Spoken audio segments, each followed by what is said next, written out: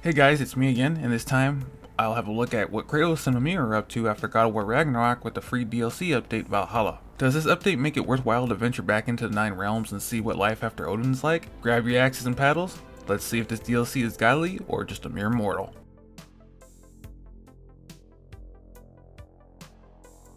Valhalla serves as an epilogue to the ending of Ragnarok after defeating Odin and saving the realms. Kratos said goodbye to his son, who could now take care of himself and journey on his own. Kratos saw one more prophecy though, one in which he was celebrated and worshipped not just as a hero but as a beloved god by all. That he wasn't just a monster, he could be more and better. That's where we pick up now with Valhalla. Kratos and Mimir journey to Valhalla to figure out who sent the note and will he find the answers to what he's looking for. Kratos and Mimir force their way in, but something is wrong as Kratos feels weakened. After Kratos dies for the very first time in Valhalla, he meets up with Sigrun and Freya, who is angry at how Kratos found out about the secret pathway to Valhalla. Kratos said he had an invitation posted to his door about a challenge to master himself. Kratos asks if anyone else knows about the entrance, and Sigrun says only them and Odin, so it might be a trap, but Kratos is going back in. He asks Freya if she wants to join him, but doesn't like the sound of dying repeatedly. Kratos asks what will be inside, and Valhalla makes a space generated by the person's memories. Sigrun questions how did Kratos even get in there in the first place, and he responds with forcing it open.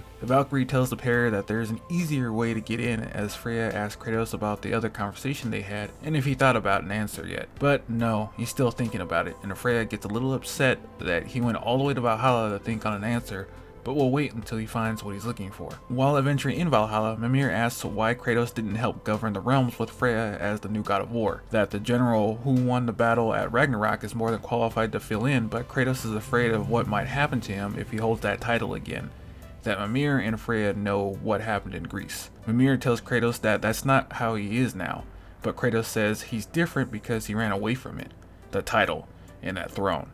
Later, Kratos says that her idea is a great one, but it should be on Freya's merits, not his. Kratos starts listing the things off at what makes Freya an amazing goddess to lead the realms, but Mimir says yeah, but an even better leader knows shared power is best for all to thrive. That she would even suggest that makes her worthy to lead in Kratos' eyes. But Mimir asks why should she wield it alone? Conflicts will arise again, and it's the god of war's duty to ensure the rules are followed by all, from someone who has might and credibility from all, and that is Kratos. When Kratos gets higher in the Valhalla areas, he says he will help Freya whenever she asks if he's a god of war or not, but Mimir knows that it's more than that because everyone needs to know that you are committed to the cause. Kratos still has doubts, but Mimir echoes that he knows of his past and most of it was horrible, but with the current him and the deeds that he's done, he's not that man anymore. Then the first time Kratos makes it to the inner areas, he finds a throne and a familiar voice welcomes him and says he's owed a debt, but he's pushed back out. Outside, Freya asks if he's ready, and Kratos says he isn't. Freya is worried and tells Kratos that Valhalla will restore you if you die in combat, but beyond that, it has its own rules so he can die fully. After going to the throne a second time, Kratos meets his old headlamp sun god Helios. After making it to the top, Valhalla created an area that represented Greece, with monsters including sirens, minotaurs, and cyclops. Kratos and Helios find a familiar puzzle that Kratos knows all too well: sacrifice something to progress.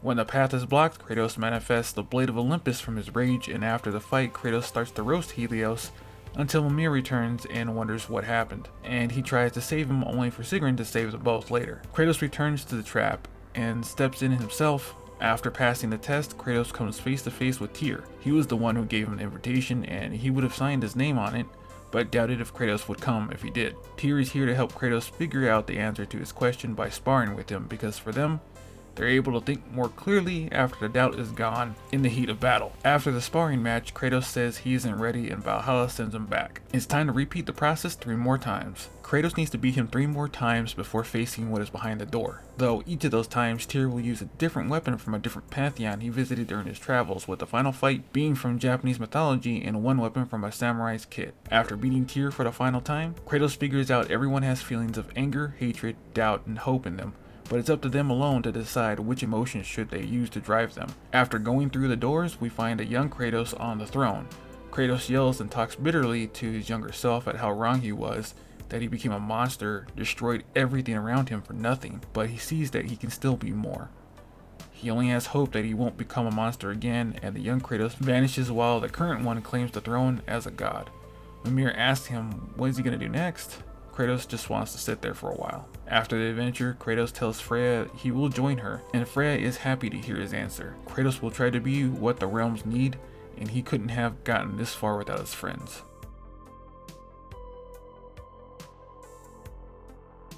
Valhalla is a roguelike dungeon mode that is free. Gameplay has it so Kratos has no outside help. It's just him, his movesets, and Spartan Rage.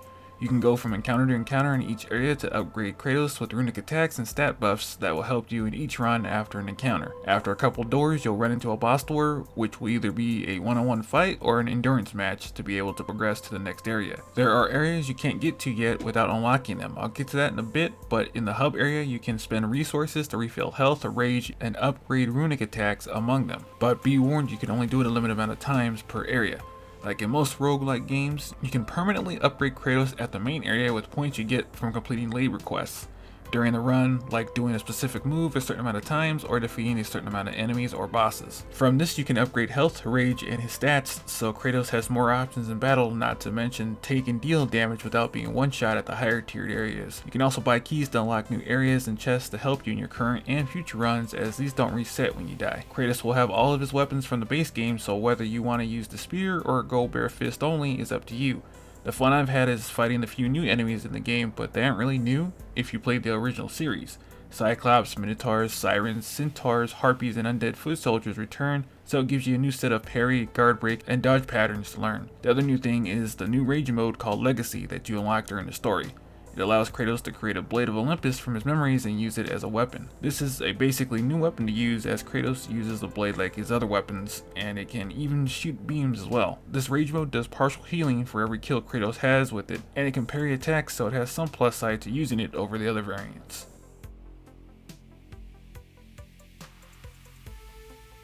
Overall, the Valhalla DLC is pretty fun if you're a fan of the series, and you can complete the story in normal mode in about 3 to 4 hours if you're going in blind and need a refresher. This is a satisfying epilogue to the evolving character that is Kratos. He went from a rage-fueled monster hell-bent on revenge to a person seeking redemption for the horrible deeds that he has done in the past, because they want to be better. They want to have hope again. It does have a few things to unlock, like a young Kratos skin that you can use in the DLC or the base game after you complete the DLC story, and you'll be able to use the Legacy Spartan Rage style in the base game as well. I give the free DLC update God of War Ragnarok Valhalla an 8.5 because it's really fun, but not something the casual crowd may have been looking for, like a long story campaign with different locations and such. But as free DLCs go, it's pretty good. That should do it for this review. It should have been out sooner, but the holidays, you know. I'll see you guys in 2024 with a lot more videos. Stay safe.